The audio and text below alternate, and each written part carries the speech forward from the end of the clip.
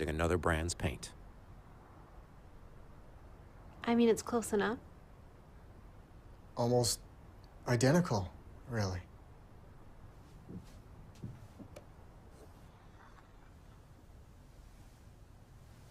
Yeah, there it is. Never trust another paint to be a Benjamin Moore color.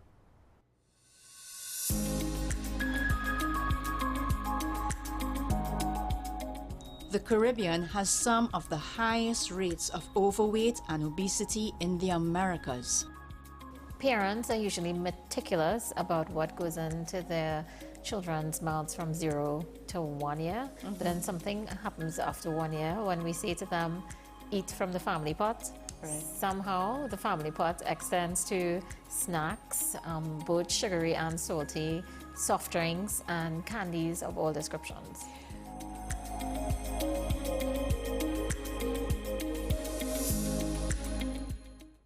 Are you driven, ambitious, and ready to earn? WESN, the content capital, is expanding, and we're looking for dynamic media sales executives to join our team. Sell powerful advertising solutions across television, digital, and social media platforms, and help brands tell their story. If you have strong communication skills, a passion for sales, and the drive to succeed, join WESN today. Send your CV to marketing@wsncc.com or WhatsApp 6861662 and start building your future. In this day of stay at home and work from home, home has never meant more than it does today. Whether you're looking to buy, rent, or build your new home, now is the time to get going. Gittins & Gittins real estate agents are here to take you to that place of your dreams. Let us take you home. We help you find that rental to rest along the way or journey with you to find your home destination. Investors and commercial enterprises too, call us and we'll walk the distance to place your business in just the right location. Owners, leave the headaches to us. We'll find your tenants or buyers while you stay at home. We'll even manage your property at your bidding. Anything real estate, come home to Gittins & Gittins Real Estate.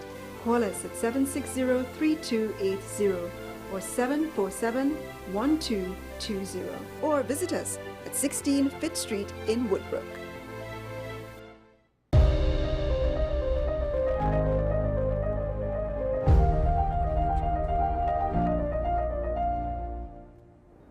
Good morning and welcome back. Now, in a world where Press Freedom Day was globally recognized on May 3rd under the theme Shaping a Future at Peace, promoting press freedom for human rights, development, and security. Now, while the importance of journalism remains somewhat obvious, there is one factor which is being overlooked. This morning, as we continue in our Beyond the Headlines segment, we'd like to address how artificial intelligence is becoming an increasingly powerful presence in newsroom. From generating headlines to detecting breaking stories in real time, AI is changing how news is gathered, produced, and consumed. But as technology advances, questions are growing louder. Can AI enhance journalism, or does it risk undermining the very principles of truth, accuracy, and human accountability? Digital consultant Mr. Nigel Toussaint joins us this morning for this discussion. Good morning, Mr. Toussaint. Good morning, good morning. No, I'm good, and you? I'm great, I'm great. For viewers who may not fully, understand it, how exactly is AI being used in the newsroom today? Okay, great. AI is a tool, a learning language model, and it can be used in a lot of ways within the newsroom. For example, transcription of interviews. You could have used AI to set up the questions you want to ask the interviewee. It is very helpful in that way. Also, you may get some content that may be in another language. Right. You don't have to look for a translator anymore. The AI will translate that for you, regardless of the language. Sometimes you may come across content that may be a bit confusing.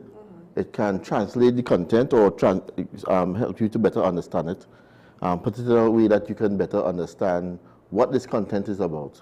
It could summarize the content for you as well, and all these things. There's so many uses that you can do it. You can summarize reports. You don't have to read that entire report. You can just summarize that report for you. That's just a few of the uses they can do in the newsroom.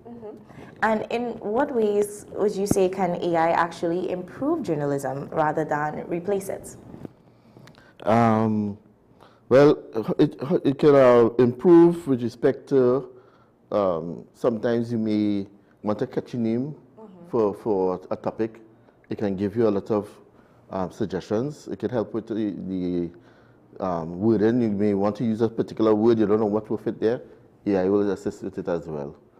You know, improving journalism, you can actually, with AI, have a chat with the AI and discuss the topic with the AI and ask for more sources and to find out those sources for you. And now you did mention before with some examples, but can you give us some more examples in a way that AI has already shaped the news that we consume on a regular? How it can? How it shaped the way we consume news on a regular? Well, AI have a way of finding trends, and it forms an algorithm. So even if someone is looking at news on whatever platform, AI realize what you're interested in, and it will keep on sending those to you. So even a journalist, if they realize that journalist likes is into sports or whatever, it will send that trend towards that person. And now, can AI help journalists work faster without, let's see, sacrificing accuracy? Yes, of course it can. It can. But the thing is, the AI must be seen as the tool and not the editor-in-chief.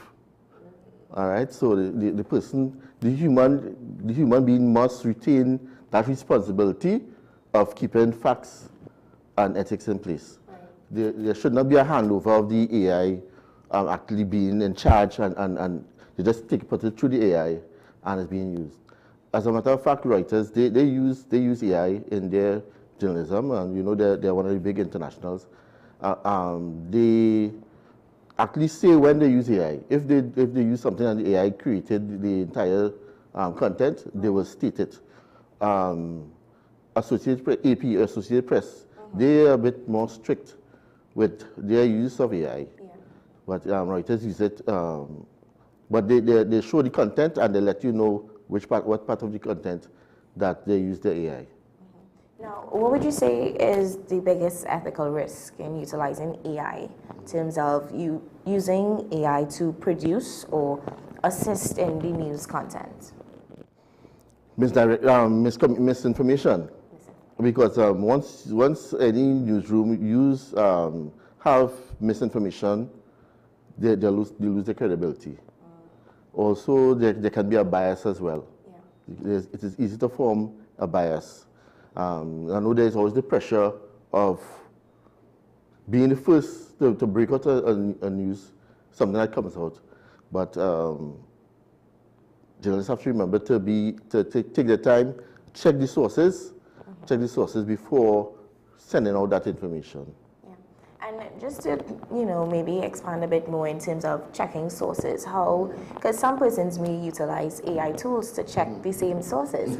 So how do you combat that, and what are the key signs to look out for in checking sources? Reputable sources. Sources that already, and still you have to be very careful, because sometimes you people who have that good reputation, they may be tricked as well. Yeah. All right. So you look for at least three. It's almost like a theoretical framework. When people do research, they hold three different sources to make sure that their hypothesis. Hope I pronounced it correct. It's correct. Yeah. At least find more than one source with it, and be guided by that. And then sometimes the common sense too. That human factor that beats everything.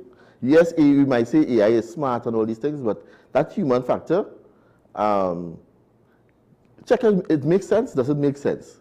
All right, and sometimes you have to hold the brakes and take your time with it.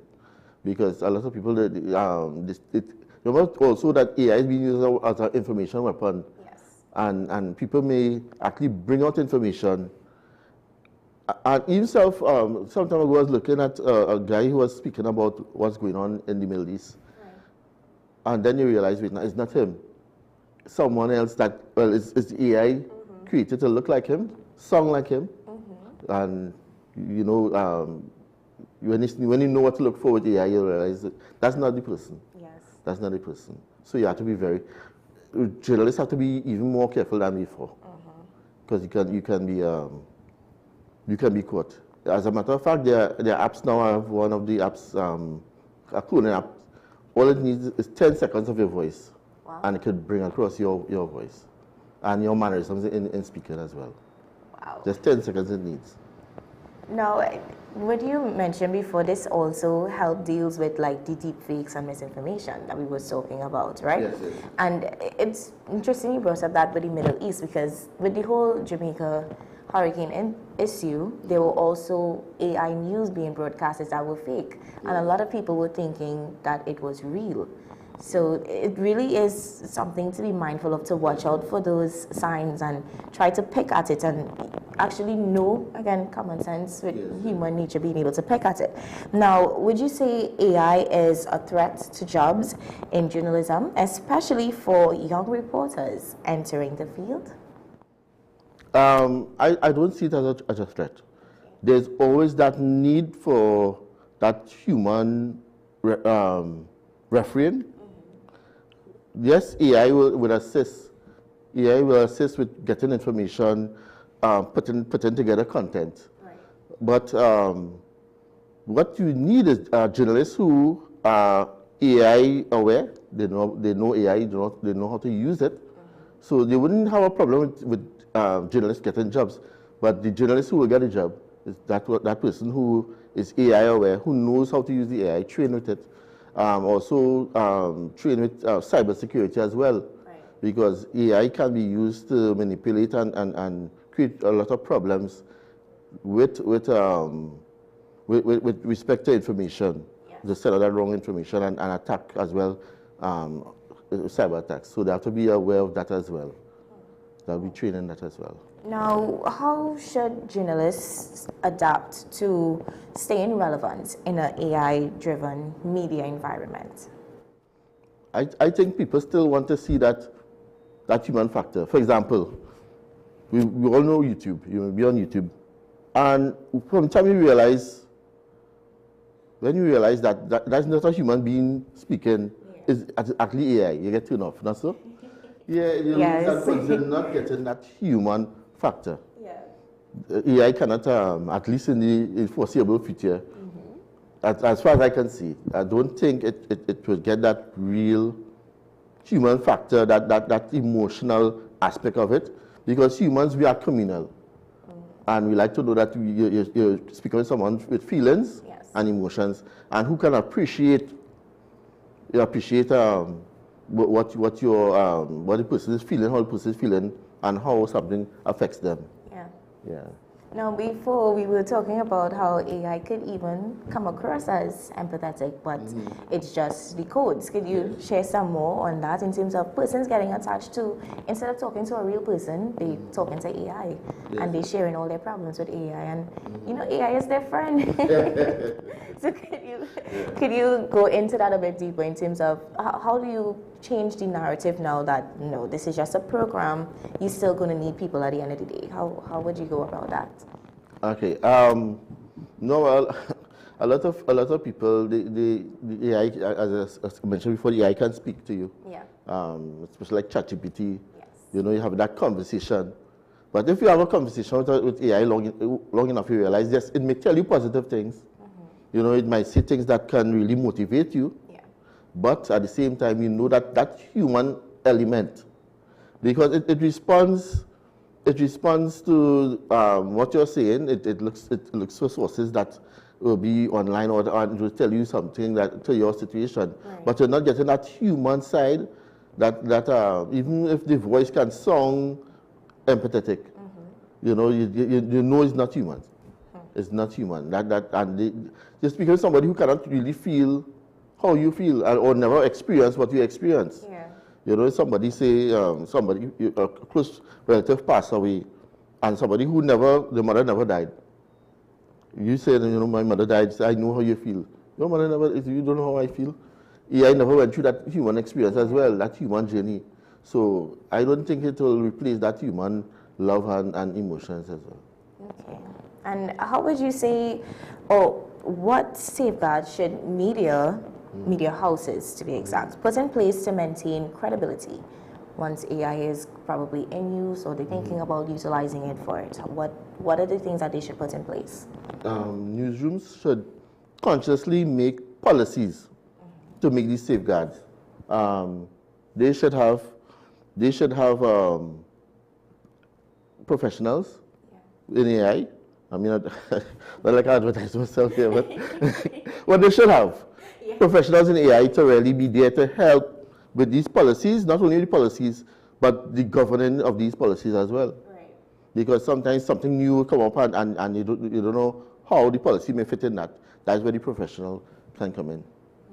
Yeah, and see and place that safeguard and maintain that safeguard to prevent the newsroom from losing credibility. Right. Now, I believe you did touch on answering this, but just to make sure that the viewers are catching it, do you believe AI will ever fully replace human journalists? No. No, because as I mentioned before, I don't think anybody could watch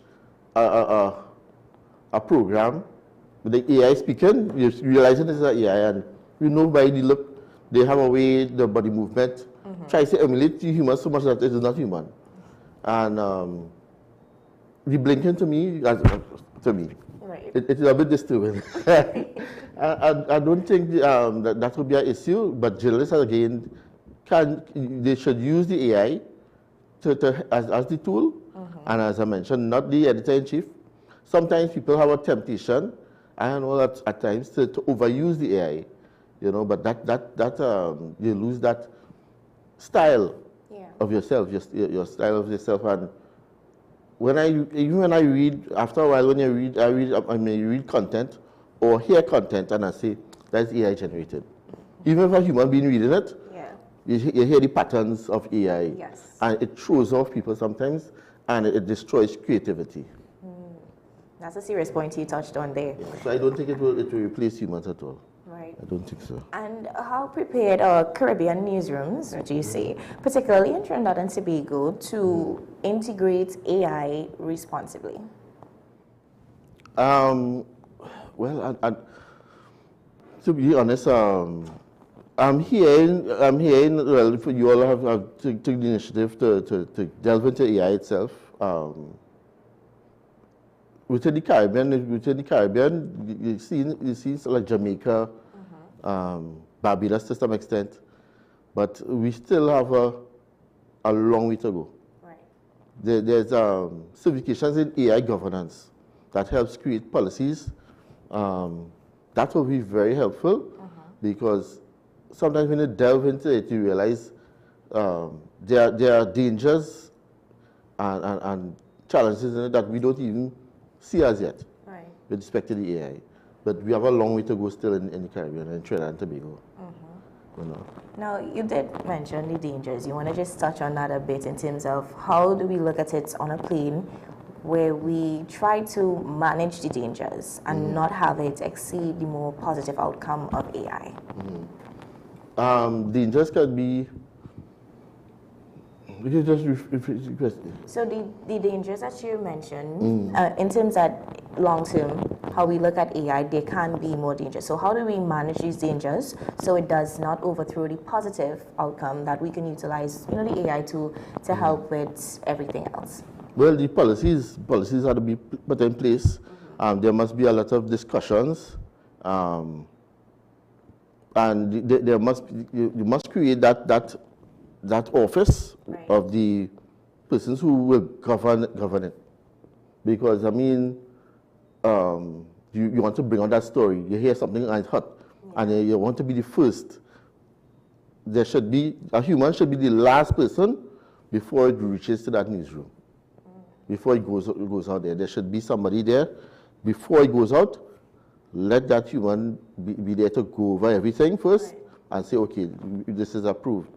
Right? Remember that responsibility of ethics and journalism should stay with humans and not with the AI. And within the policy that you just mentioned that should be implied, are there any guidelines that are currently in place locally to regulate AI use in media? Well, actually, I think it was September last year, the Ministry of Public Administration and Artificial Intelligence, they spoke about the dangers of the AI and cybersecurity. And in January, it was January 16 this year, the minister came and he spoke about taking to law procedures and policies with respect to AI in particular. Because they realized the danger, they've seen it, they realized the danger. And right now, we only have the Computer Misuse Act. And this one have not been fully proclaimed as yet, the Data Protection Act. Those have not, the Computer Misuse Act is enforced, but the Data Protection Act is still not, is partially proclaimed. Yeah, but they are making strides. I know they set up a task force and everything to create the policies with respect to AI. So they'll be governing different agencies, including newsrooms, with respect to the use of AI. Because they do see the danger. Yeah. Now, any last words that you'd like to leave the viewers with in terms of, no, AI is not coming to replace the jobs of journalists, but not just journalists, but more so all jobs that AI could possibly come to replace? Well, I could say for journalism, I can't guarantee, I can't say for all, because I mean, I can see where some jobs can become redundant or gone. But then again, I don't think people should really be in despair, but retrain, get certain skills. For example, pilots. Some time ago, there were 3 pilots in a plane. There was the captain, the co-pilot, and there was this other engineer. But when the plane started getting advanced, that third person, that job became redundant because it already had a system that dealt with that engineer job. Right. And that person had to develop other skills now to be of use. Yeah. Same thing with any other job. Find that skill. As I was telling people, next few years it will have 2 set of people, people who can use AI and people who don't know anything about AI. Right. And we hope to be on the right side of that. Yeah, definitely. Now, thank you, Mr. Tucson, for coming on this morning. It was a pleasure. And having this conversation. I do believe it's important that we try to bring AI to the light because it is something that persons currently use. It's something that's becoming a part of our everyday life. So the importance of actually knowing what you're doing with the AI, I think it's very critical when it comes to, and not just for young people, but more mature persons as well, in terms of getting in the field and knowing the skills to go after, where everything again is AI driven. So thank you again for coming on and being a part of the conversation. Thank you for having me. Yes. Now guys, we are about to take a short break, and when we come back we have another engaging conversation, so stick around for it.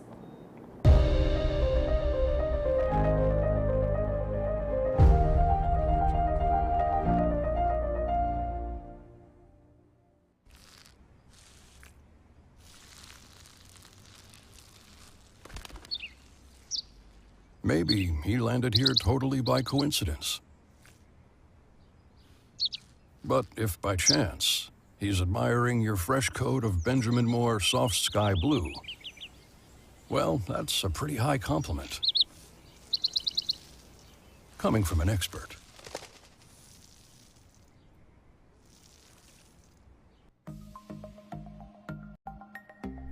Knowing how to tell authentic is as easy as 1, 2, 3.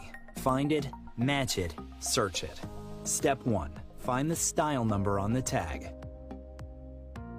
Step 2, match the style number inside the jersey with the number on the tag. Step 3, search it. A quick Google search of the style number will verify the jersey is authentic when the search results match the jersey being searched. Don't be fooled by counterfeit jerseys. Before you buy, remember to find it, match it, search it. Fan Zone, 2 locations nationwide. Center City Mall, Chaguanas and Movietown, Port of Spain. Nationwide delivery available. Take some time for yourself or spend some time with the family at Sandy Point Village Hotel. Enjoy our various studio and suite apartments, self-contained with their own kitchenettes and Wi-Fi. We also have our famous 100-foot swimming pool and our beachfront restaurant, the Steak and Lobster Grill. And our location in Crown Point puts us near the center of activity from the nylon pool to the local nightlife. Call us and make your reservations at 639-8533, 389-2378 or email us at sandypointvillagehotel@gmail.com.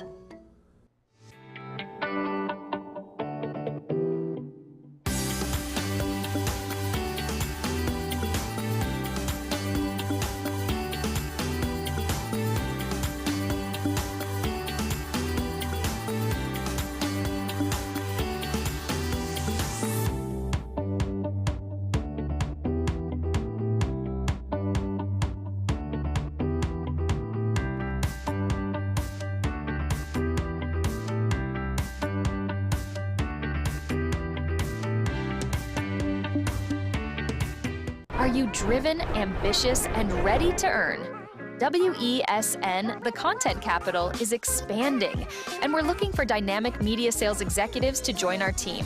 Sell powerful advertising solutions across television, digital, and social media platforms, and help brands tell their story. If you have strong communication skills, a passion for sales, and the drive to succeed, join WESN today. Send your CV to marketing@wsncc.com or WhatsApp 68-61662 and start building your future. Pastor J, I want to get a tattoo. You really respond wanna- to me. Respond to me. How you would respond to me? The first question I'll ask is why. Controversial taboo topics. We get so consumed by church, we forget that we have to live the life of being a Christian outside of the Sunday. Like you say, services. we think going to a service makes us a Christian. Exactly. Yeah. Right. So here we are about to hear the second time Pastor J wanted to take a tattoo.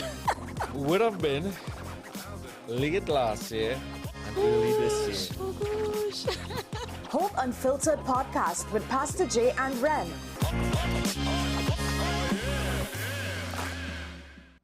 Hi, I am Emiliana Beechan and I am a mental health and conflict resolution consultant. Welcome to Mind Matters, the show where we explore the intricate world of mental health and the art of conflict resolution.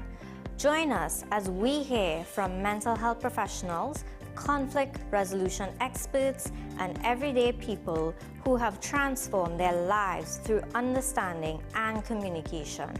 Mind Matters, WESN Content Capital.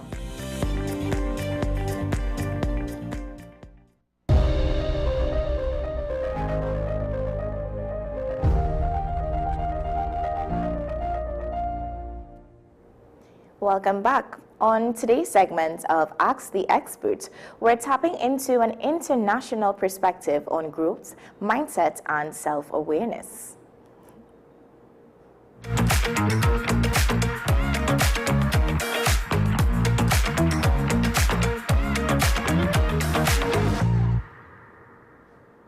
British-born author, podcaster, life coach Jay Shetty has built a global following by sharing practical wisdom on living a more intentional life. In recent episode on his On Purpose podcast, he reflects on the lessons he wishes he had known before turning 30. Insights shaped by psychology, experience, and personal growth. Now, at 38, he breaks down 8 unexpected truths about human behavior that challenge conventional thinking and offer a fresh perspective on how we navigate life, relationships, and success. Take a look at this video. When things are good, we think they'll be good forever. And we're wrong. When things are bad, we think they'll be bad forever. And we're wrong. Things are never good forever, and they're never bad forever.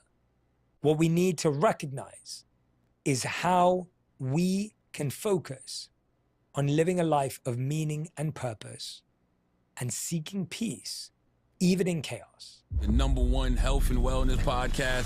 Jay Shetty. Jay Shetty. The one, the only Jay Shetty. Hey everyone, it's Jay Shetty, host of the On Purpose podcast and author of New York Times bestselling book, Think Like a Monk and 8 Rules of Love. If you haven't read either of those books, I hope you go and grab a copy to learn about mindset, peace, purpose, and love, relationships, and dating. But today I'm talking to you about 8 things I wish I knew before I was 30. I'm 37 now, and I've learned so much up until this point in life, but there are certain things that I know could have saved me time, money, and energy before I was 30 years old, and I want to share them all with you. If I could sit my 20-year-old self down for an unfiltered conversation, here are the truths about people, work, and life that would have saved me years of stress, overthinking, and wasted energy. These aren't cliches. They're counterintuitive lessons from psychology and human behavior that will change how you live, love, and work. Let's get in. Lesson number 1 is people aren't thinking about you as much as you think they are. I want to talk about something known as the spotlight effect from Gilovich in 1999. He said that we overestimate how much people notice or judge us, when the truth is most people are too busy worrying about themselves. Now, imagine walking to work with a giant coffee stain down the front of your shirt. You feel exposed, humiliated. You swear everyone's staring, whispering, judging, gossiping. You spend the whole day shrinking into yourself. But here's the twist. When psychologists at Cornell University actually tested this, they found almost nobody noticed. In their famous Barry Manilow t-shirt study, students were asked to walk into a room full of peers wearing a bright, embarrassing Manilow shirt. The wearers were convinced half the room would notice and remember. But the reality, only about 20% of people noticed at all. The truth is, we all live under what psychologists call the spotlight effect, the belief that everyone is watching us, when in reality, most people are too busy worrying about their own coffee stains, their own insecurities, their own spotlight. Now, here's why this matters. You're not being judged as much as you think. The audience you imagine doesn't exist. The world isn't scrutinizing you, it's scrolling past, lost in its own self-consciousness. The spotlight is in your head. And once you realize that, you can finally step on stage, take the risk, wear the stain, because no one's watching as closely as you think. Stop chasing approval from people who don't even know themselves. Stop performing for people who wouldn't show up if you fell. Stop editing your life for people who aren't even paying attention. Stop carrying the weight of opinions that were never yours to hold. Stop shrinking your dreams to fit someone else's comfort zone. And stop letting silent critics rent space in your head for free. Stop confusing someone's opinion with your own reflection. They're not thinking about you in the first place. Lesson number 2. Busyness isn't productivity. We mistake being busy for being valuable. This is something in psychology known as the effort heuristic. We all know what it feels like. We think if we're working 12 hours a day, we're winning, we're moving forward. But the reality is you can hustle 12 hours a day and still not move forward. We have to measure progress in outcomes, not hours. Have you ever caught yourself bragging about how busy you are? Or maybe even trying to make yourself sound worthy? You might say, I worked 12 hours straight. Hey, I had back-to-back meetings. I barely slept this week. We wear busyness like a badge of honor. But psychology has a name for this mistake, the effort heuristic. It means we assume that if something took more effort, it must be more valuable. But that doesn't always fit. Researchers asked people to rate 2 paintings of the same artwork. One was described to them as taking 4 hours to make. The other was described as taking 26 hours. Guess what? People rated the 26-hour painting as more beautiful, more meaningful, more worthy of praise. Same art, same quality, but different story about the effort. We all think if we're working longer, we should be rewarded more. If we're working harder, we should win more. If we're doing more, we should get more. But here's the problem. Just because something takes longer doesn't mean it's better. A 12-hour workday isn't proof of impact. A never-ending to-do list isn't proof of progress. Exhaustion isn't proof of success. Busy is not the same as effective. So here's the takeaway. Don't measure your value by the hours you burn. Measure it by the results you create. Don't ask, how hard did I work? Ask, did my work actually matter? Because at the end of your life, no one's going to hand you an award for most hours spent looking busy, but you will remember what you built, what you changed, and who you became. Start remembering you're not valuable because you're busy. You're valuable because you're you. Stop measuring your day by hours instead of outcomes. Stop filling every minute so you don't feel like you're falling behind. Stop mistaking exhaustion for evidence that you matter. So many of us are so conflicted by that.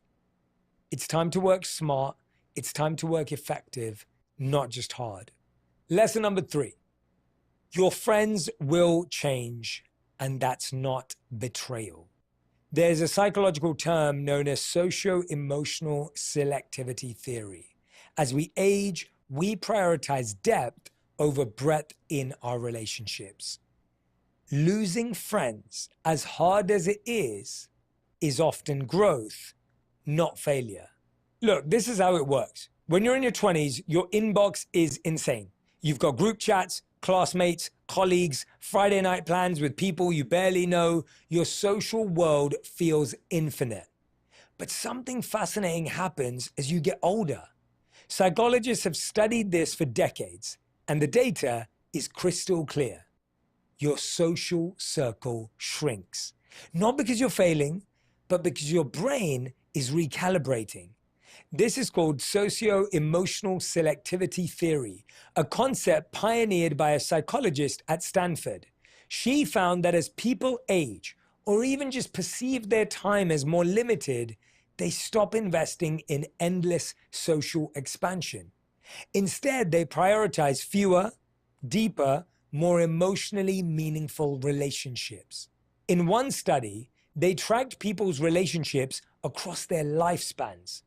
Young adults reported wide networks with lots of acquaintances.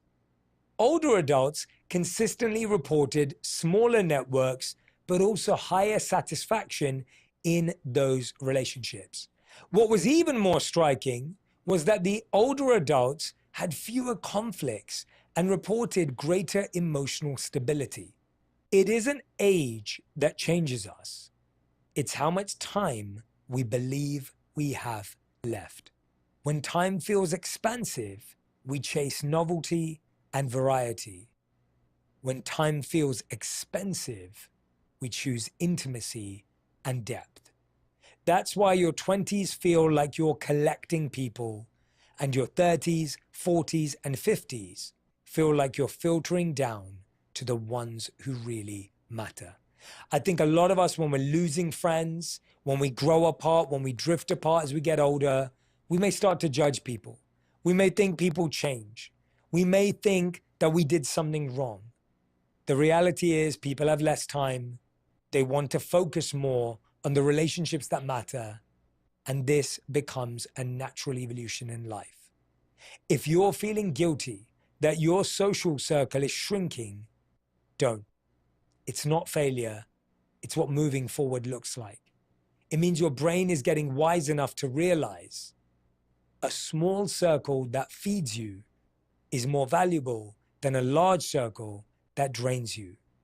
A small circle that tells you the truth is better than a large circle that tells you what you want to hear. A small circle that celebrates you in private is better than a large circle that claps only in public. A small circle that challenges you to grow is better than a large circle that keeps you the same. You can have less friends that bring you more joy. Don't get it confused. Lesson number 4 is discipline is easier than motivation. Most of us think that what we need to change our lives is more motivation. The amount of people that come up to me and say, Jay, motivate me. Can you tell me something motivational that will change my life?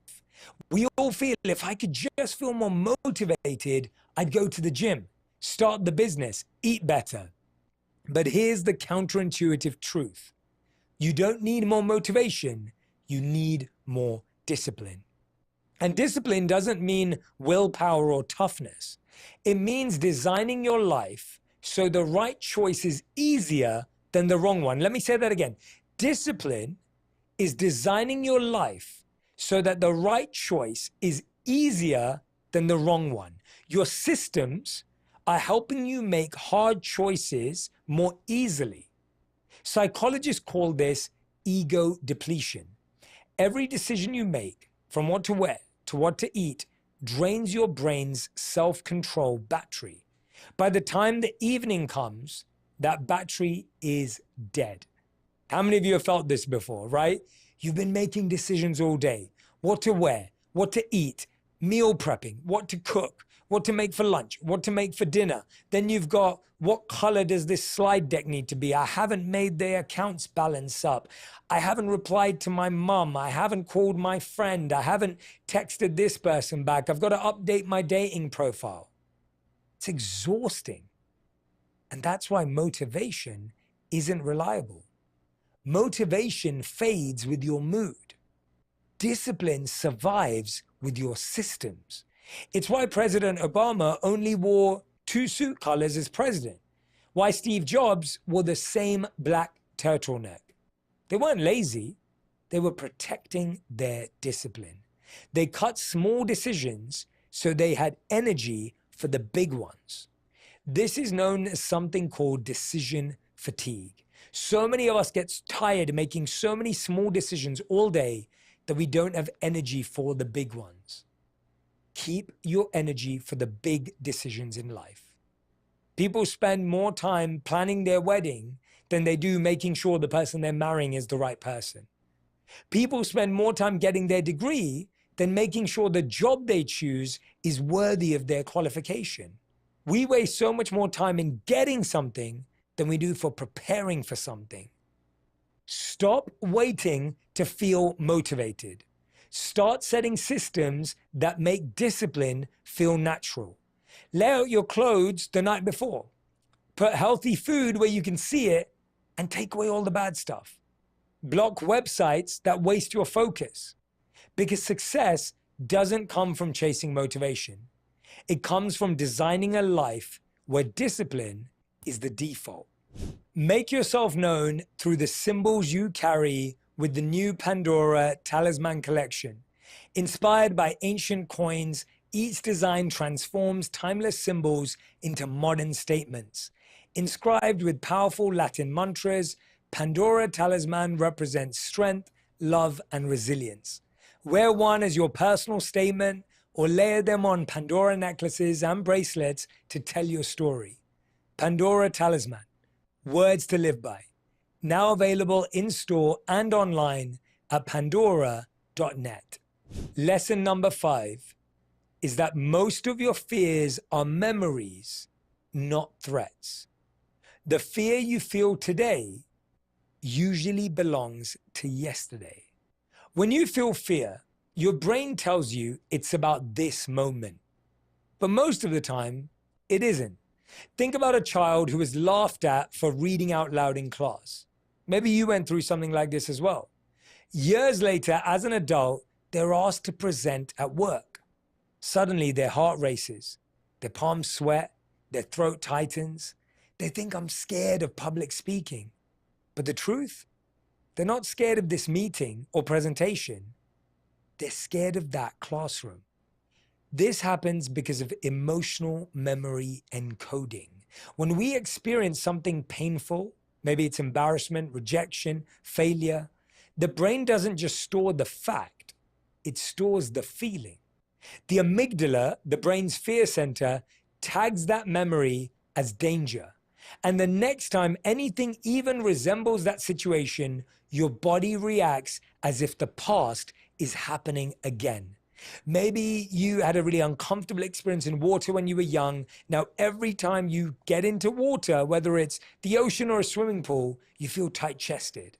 That's why the fear you feel today often belongs to yesterday.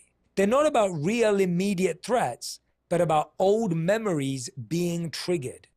In fact, research on the amygdala found that fear responses are often 2 to 3 times stronger when tied to past emotional memories than faced with new situations. So the fear in your chest isn't always truth. It's often a memory replay. You're not afraid of the presentation. You're afraid of the old humiliation. You're not afraid of love. You're afraid of the heartbreak that came before. Here's the takeaway. The next time fear shows up, ask yourself, is this fear about now, or am I carrying it from then? Because once you see that most of your fears are echoes, you can stop letting yesterday control today. Stop letting people who hurt you years ago hurt you again today. Stop letting old wounds cause more pain than the moment itself ever did. Stop letting memories control moments that deserve a fresh start. Stop letting yesterday's rejection steal today's confidence. Stop letting a single chapter convince you the whole story is broken. Stop letting the past keep winning when the fight is already over. What I want you to think about with that is that whenever you come up against something, frame it back. Recognize where it comes from. We have to cut it at the root. You're not going to solve your life by only getting over the symptom right now. It's by cutting it at the root. Figuring out where it started, figuring out where it came from, almost tracking it back helps you cut it right there and then. And it can transform your life. Because so many of us are not taking risks today because of pain we felt in the past. So many of us are not taking on challenges today because of hardships we had in the past. So many of us are not trying things today because of failures in the past. You don't want to let your past have such a tight hold of control over your present and your future. You could miss out on an amazing partner, an amazing career, an amazing life because of a choice or a mistake or something that happened in your past. It's not worth it. Lesson number 6, you're more likely to change by belonging than by willpower because identity is contagious. This will actually blow your mind. It transformed how I think about human change. I've realized that there are 3 core aspects to human change. Coaching, knowing something that is 3 or 5 years ahead of you, knowing someone who's 3 or 5 years ahead of you on the journey you're about to go through, and having their guidance can transform your life. The second is consistency and commitment. When you can actually commit to action, commit to making a change, and you do it over a certain amount of time. And the third, which is what this one's all about, is community. We need community for accountability, we need it for competition, and we need it for collaboration. See, most people think change is about willpower. If I just tried harder, if I just pushed more, if I just force myself, I'll change. But here's the counterintuitive truth. You're more likely to change by belonging than by willpower, because identity is contagious. A few years ago, researchers studied why some people quit smoking successfully and others relapsed. They found something surprising. It wasn't the strongest-willed individuals who succeeded. It was the ones who changed their social circles. If you were surrounded by smokers, your chance of quitting dropped dramatically. But if your spouse quit smoking, your likelihood of quitting jumped up. If a close friend quit, your odds went up. Same habit, same nicotine, different environment. Why? Because we adapt to the norms of our group. A Harvard study on social networks showed that obesity, smoking, and even happiness spread through friends groups like contagions. If a friend of yours becomes obese, your own risk increases by 57%. If a friend becomes happy, your own chance of happiness rises by 25%. Willpower didn't spread. Identity and connectivity did. So if you want to change your life, stop asking, how do I get more willpower? Start asking, who do I need to belong to? You'll fight to match the energy of the people you sit with. You'll pick up their habits without even realizing it. Here's the takeaway. Willpower is fragile. Belonging is powerful. The fastest way to change your habits is to change your people. Because you don't just become what you practice. You become who you're around. Stop spending time with people you don't want to be like. Stop wasting energy on people you don't admire. Stop building connections with people who only drain your confidence. Stop investing in circles that make you smaller instead of braver. I think this is a huge one, because if you look at a change you want to make in your life and you're thinking, why don't I change it at New Year's? Why didn't I change it on my birthday? I promise you it's because you didn't change your circle. Now I know what you're thinking, Jay, I've got some really good friends. I don't want to leave them. They're amazing. You don't have to leave them. You have to build new circles around new goals. When you have a goal, build a circle around it. It doesn't mean you leave your friends or your family behind. It doesn't mean you cut people out. You can still love them. You can still keep them in your life. But you have to create new circles around new goals. It is so much less likely for you to achieve the goals you have with the circle you currently have. And I know you're thinking, Jay, where do I find those people? I don't know people like that in my community. I didn't grow up in that area. Find them online. Find them in books. Find them on podcasts. You can associate with people by giving your attention to them. It's not the people around you physically that define who you're becoming. It's the people you choose to give your attention to. Who are you listening to? Who are you following? Who are you allowing in? What are you consuming? That will transform where you're going. Having the right people in your corner to support you is a great form of self-care. Just like the friend who shows up to your housewarming party when you get that dream home, celebrates your big promotion, or goes with you on a walk to clear your mind, State Farm is there to help you feel supported. They have different coverage options, whether it be for your home, car, motorcycle, boat, or even RV. With a State Farm agent, you know someone is there to help protect what's important.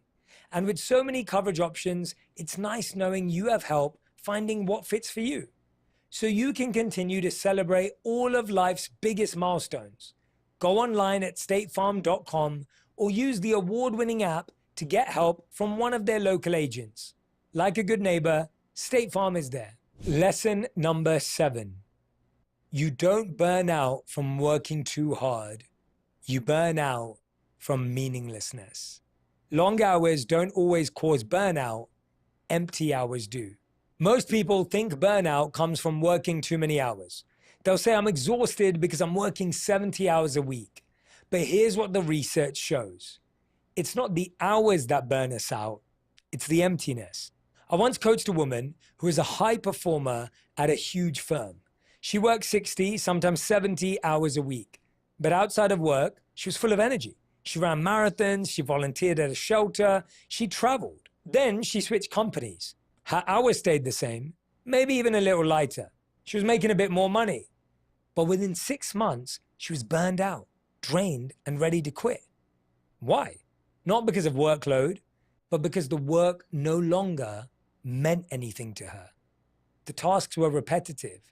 The recognition was absent. She felt like a cog in a machine. Same hours, less meaning, more burnout. This lines up with Christina Maslach's research on burnout, the world's leading scholar in this field. She identified 3 dimensions of burnout. Number 1, exhaustion, feeling drained or used up. Number 2, cynicism, feeling detached, negative, resentful. Number 3, inefficacy, feeling like your work doesn't matter or make a difference. What drives burnout most consistently isn't just long hours. It's when your work feels meaningless, misaligned, or unseen. Gallup found that 76% of employees experience burnout, but the strongest predictor wasn't the number of hours, it was whether they felt their work had purpose. Maslach's research shows that people who feel their work lacks recognition or significance report 2 to 3 times higher levels of burnout, even at similar workloads. In contrast, people engaged in meaningful but demanding work, nurses, social workers, startup founders, often sustain far higher workloads before burning out because purpose acts like fuel.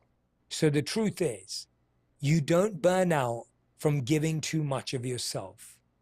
You burn out from giving yourself to things that don't matter. If you feel drained, don't just ask, how many hours am I working? Ask, what am I working toward? Cutting hours might help temporarily, but finding meaning changes everything. Because exhaustion is survivable. Meaninglessness isn't. You can bring meaning into your work. You can bring energy into your work.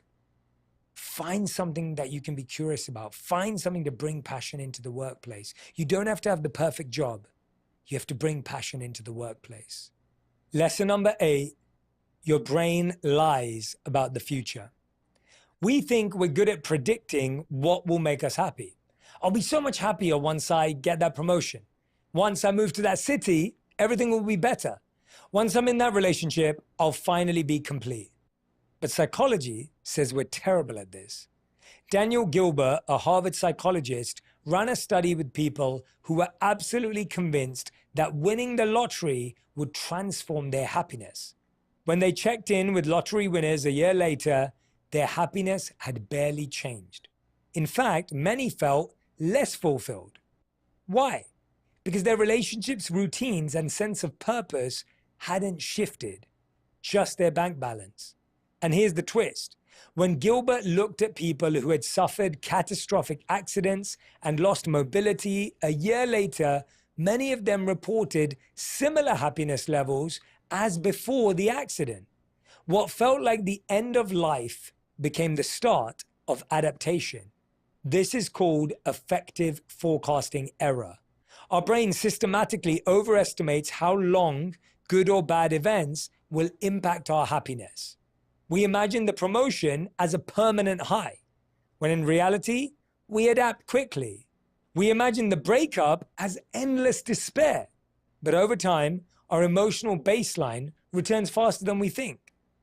Gilbert calls this our psychological immune system. We recover emotionally far more quickly than our imagination predicts. It's fascinating, isn't it? When things are good, we think they'll be good forever, and we're wrong. When things are bad, we think they'll be bad forever, and we're wrong. Things are never good forever, and they're never bad forever. What we need to recognize is how we can focus on living a life of meaning and purpose and seeking peace, even in chaos. In one study, college students predicted they'd be miserable for months if they were rejected from a dorm lottery. A few weeks later, their happiness levels were back to baseline. A large body of research shows we consistently mispredict both the intensity and the duration of our emotional reactions. So here's the truth. Your imagination about the future is usually wrong. It exaggerates both the joy and the pain. That's why the best advice isn't trust your gut. It's test reality. If you learn to test reality, to experiment, to try, you will know more than what you may think or predict. Before making a big life decision, like moving cities, quitting jobs, ending relationships, don't trust the move in your head. Run a small experiment. Spend a week in that new city. Shadow someone in that career. Try a day living that lifestyle. Because imagination inflates. Reality educates. You think happiness will never end, and you think pain will never end. The truth is, pleasure ends quicker than you think, and pain ends quicker than you think. I really hope that these 8 lessons will help you get the next decade of your life to be the most powerful one yet. It's these lessons that shift your mindset, change your careers, and change your life. It's not waiting for something magical external. It's about changing that internal dialogue. That was podcaster and life coach Jay Shetty sharing on the lessons. And as we wrap up today's show, we hope that it was really informative, everything that we spoke about and even what was said with our previous guests. You can take away something. And as I always say, stay informed, stay safe, stay positive. Up next, we do have Sean Michael Small at 8 with Talking Points, so you'd want to come back for that. And I'll see you again tomorrow morning. Bye.